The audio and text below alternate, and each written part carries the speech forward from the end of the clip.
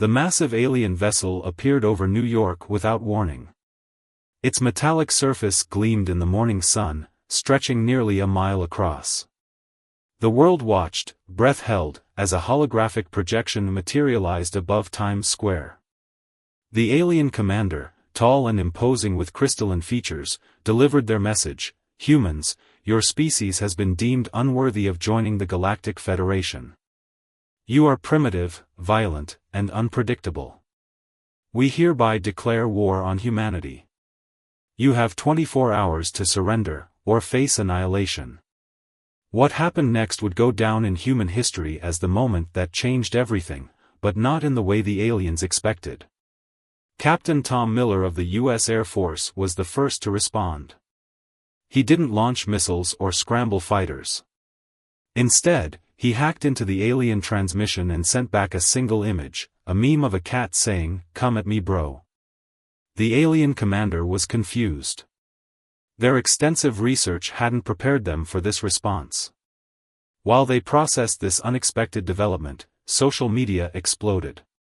#AlienWar memes began trending worldwide. Humans, faced with potential extinction, responded with their deadliest weapon, humor. The aliens' threat assessment systems were going haywire. They couldn't understand why their declaration of war was being met with jokes, memes, and TikTok dances. Their psychological warfare experts had predicted mass panic, not viral videos making fun of their generic evil alien overlord aesthetic. Meanwhile, in a hidden bunker beneath the Pentagon, General Laura Hayes watched the situation unfold with a knowing smile. "Begin Operation Rickroll," she commanded. As the alien ship's communication systems were flooded with the most infamous video in internet history, she turned to her staff and said, "Let's show them why you don't mess with a species that turned warfare into entertainment." The first shots in this war wouldn't be fired with plasma cannons or nuclear weapons. They would be fired with the most powerful force humanity had ever created, their unrelenting ability to turn anything, even their own potential doom, into a joke.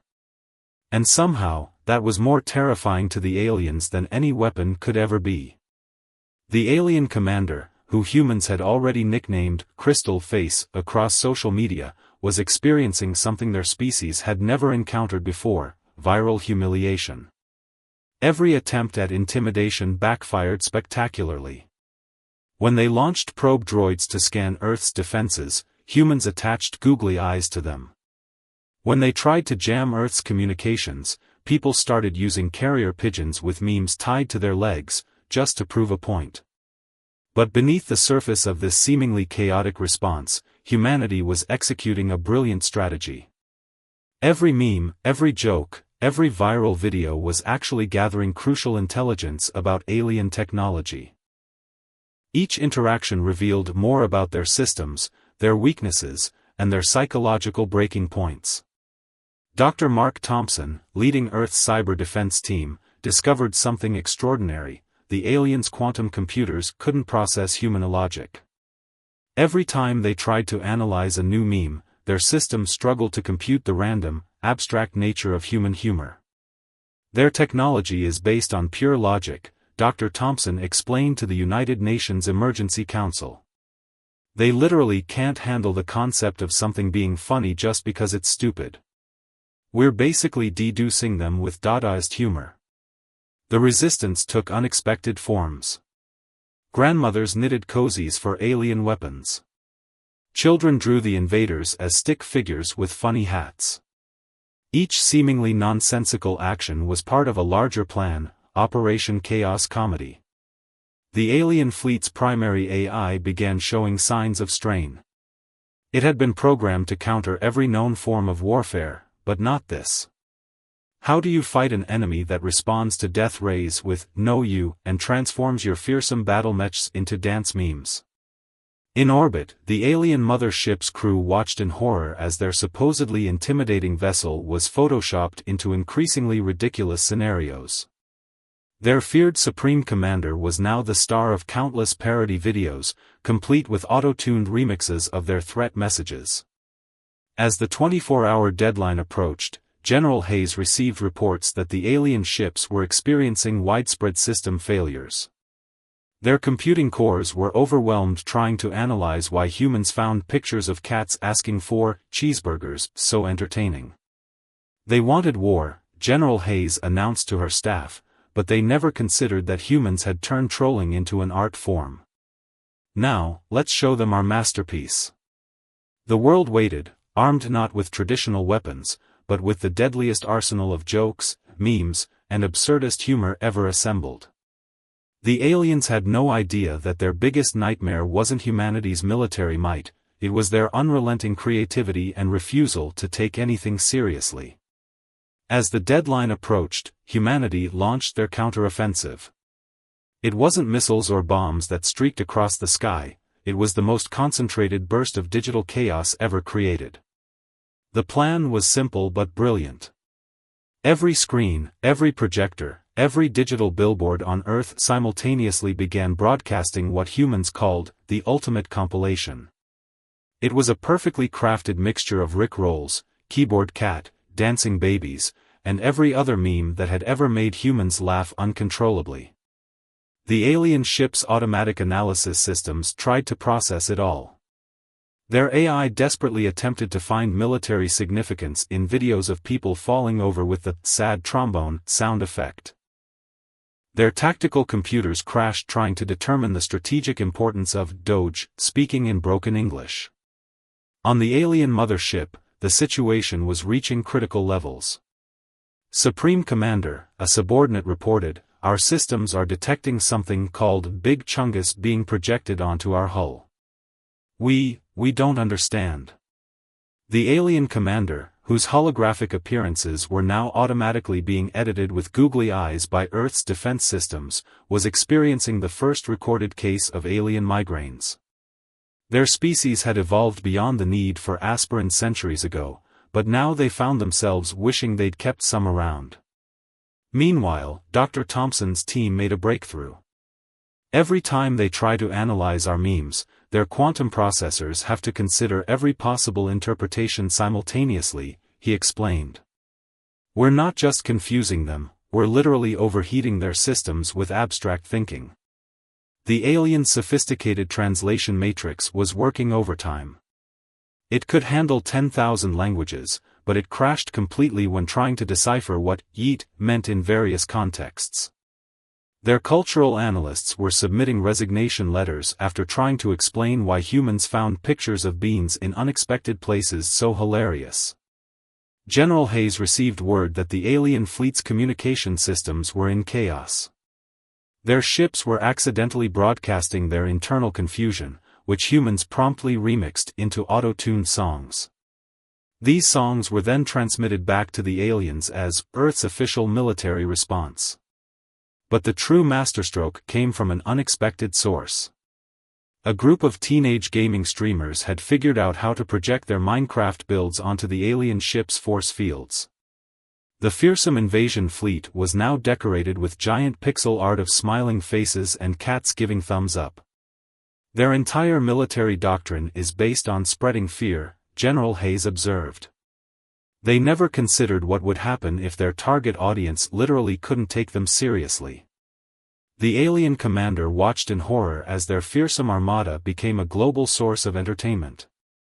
Their ship's external speakers, designed to broadcast terrifying ultimatums, were now playing Baby Shark on loop, courtesy of Earth's hackers.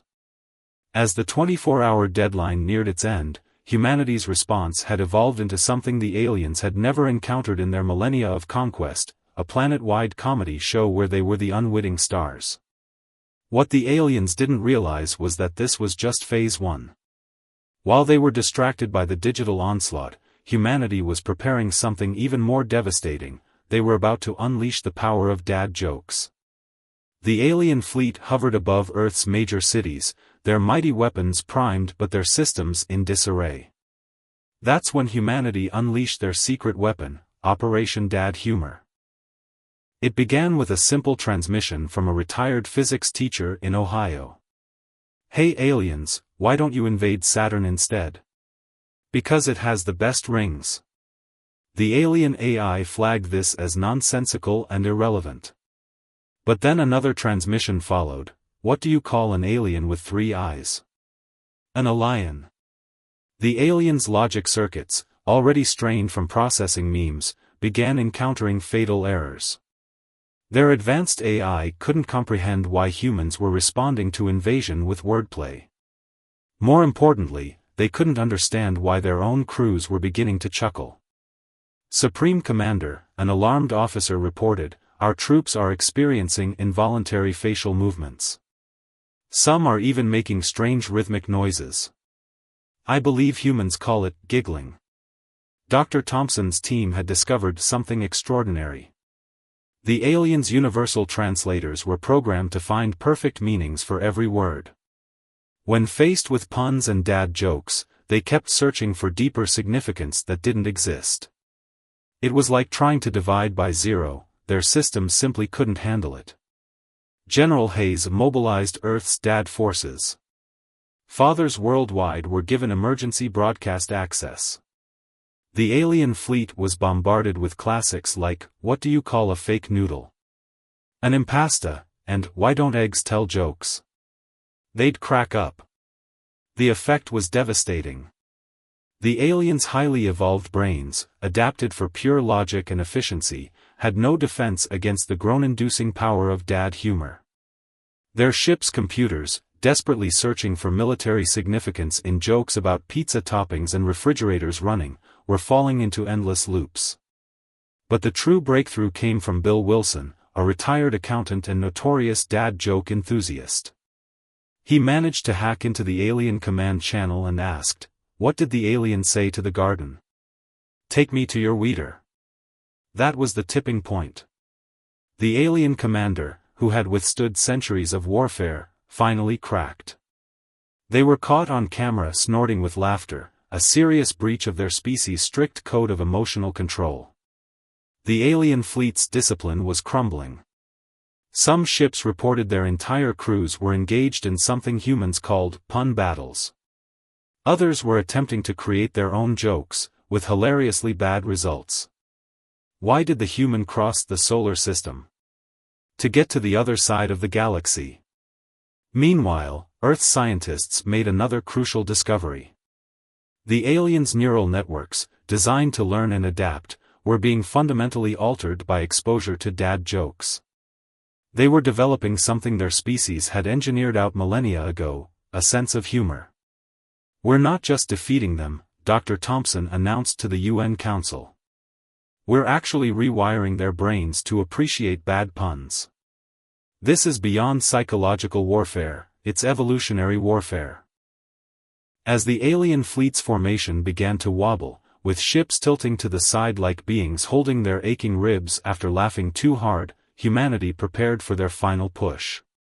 They were about to combine dad jokes with another secret weapon, knock-knock jokes.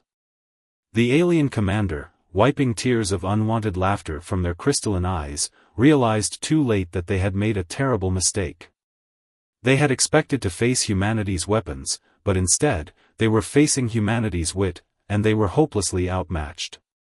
The combined force of dad jokes and memes had left the alien fleet reeling. But humanity wasn't done yet. As their ships struggled to maintain formation, Earth launched its next phase, Operation Knock Knock.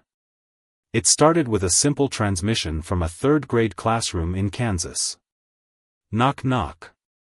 The alien commander, against their better judgment, found themselves responding, "Who's there?" "Interrupting cow." The commander's finger hovered over the response button. Their tactical AI screamed warnings about engaging with human psychological warfare. But curiosity, that dangerous human trait they'd somehow caught like a virus, won out. Interrupting cow moo. The command ship's bridge erupted in chaos. The commander actually snorted with laughter, a sound their species hadn't made in 10,000 years of evolution. Warning lights flashed as their ship's AI tried to analyze the tactical significance of interrupting bovines. Dr. Thompson's team tracked the aliens' response. "Their neural patterns are shifting," he reported excitedly. They're developing the one thing their species engineered out of themselves, the ability to appreciate absurdity. The knock-knock offensive continued. Every child on Earth was recruited to share their favorite jokes. The alien fleet, which had conquered 1,000 worlds, found itself helpless against the disarming charm of young humans asking, "What do you call a bear with no teeth?" "A gummy bear." General Hayes watched from the Pentagon as the alien ships began displaying unusual behavior. Some were performing barrel rolls, their version of rolling on the floor laughing. Others were attempting to create their own knock-knock jokes, with spectacularly awkward results. "Knock knock," one alien ship broadcast. "Who's there?" humans responded. "Carbon-based life form." "Carbon-based life form who?" "Carbon-based life form who has now understood the concept of humor and requests more jokes for research purposes." The alien commander faced a crisis. Their troops were becoming entertaining. Some had started collecting memes. Others were attempting to replicate human laughter. One ship's entire crew had changed their official communication sound to "ba dumb tss" after every statement.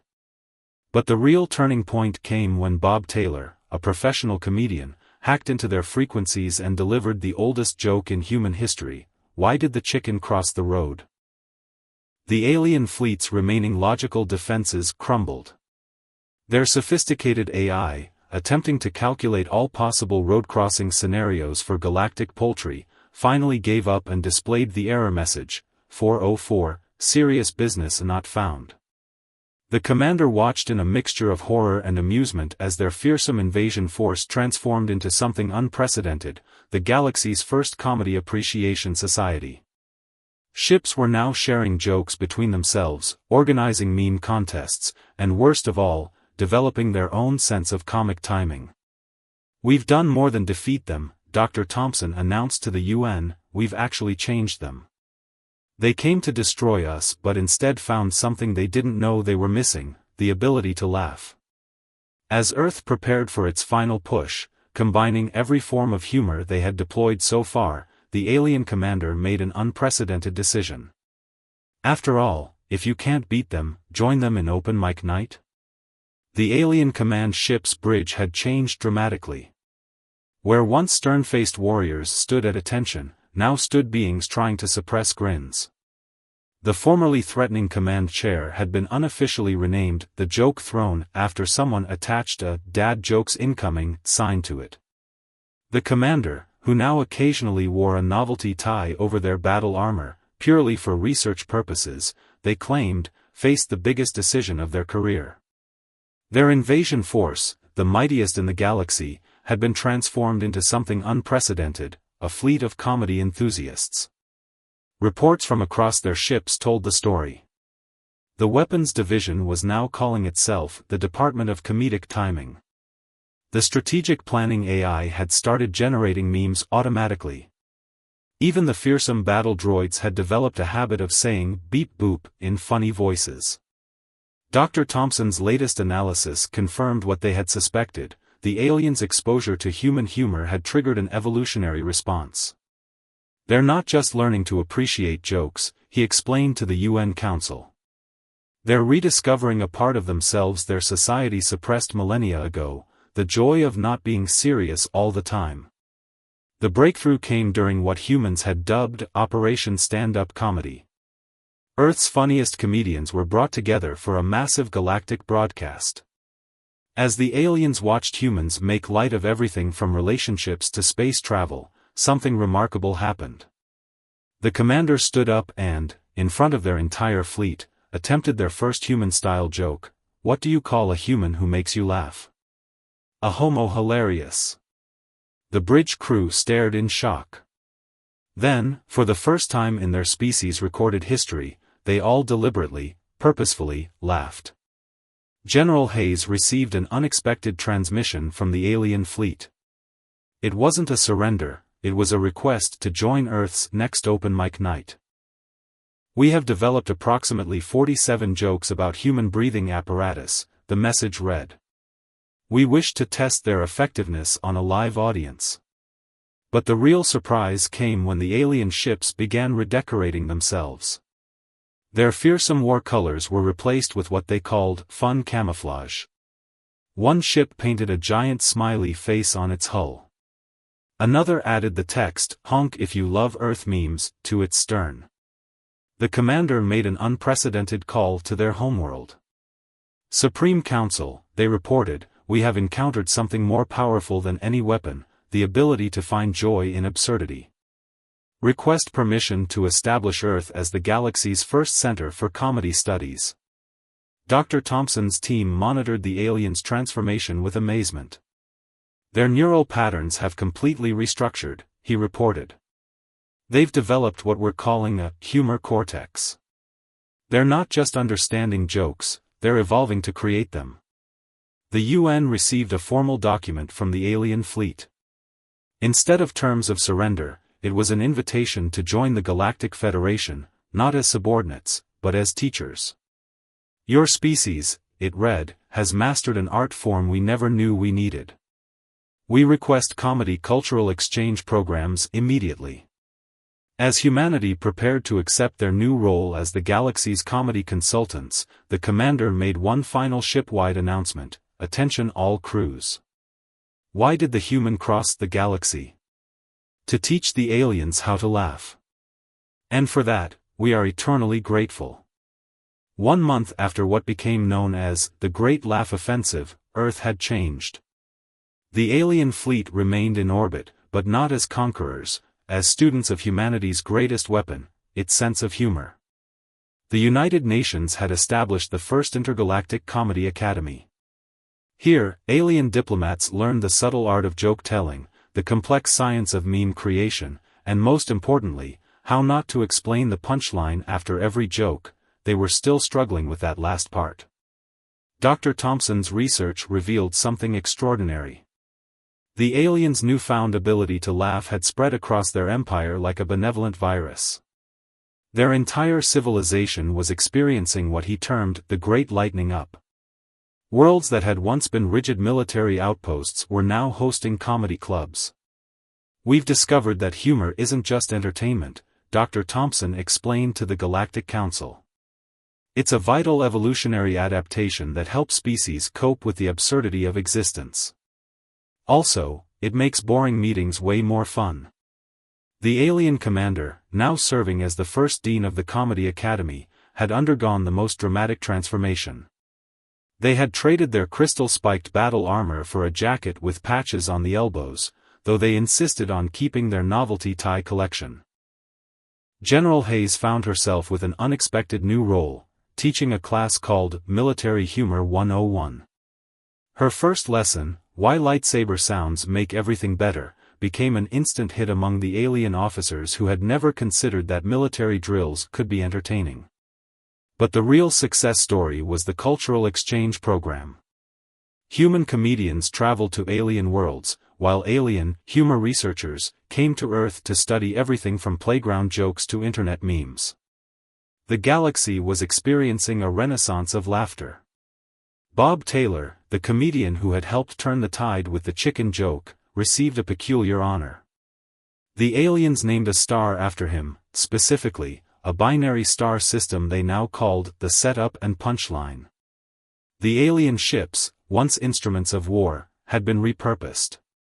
Their threatening weapon arrays now projected giant holographic memes into space.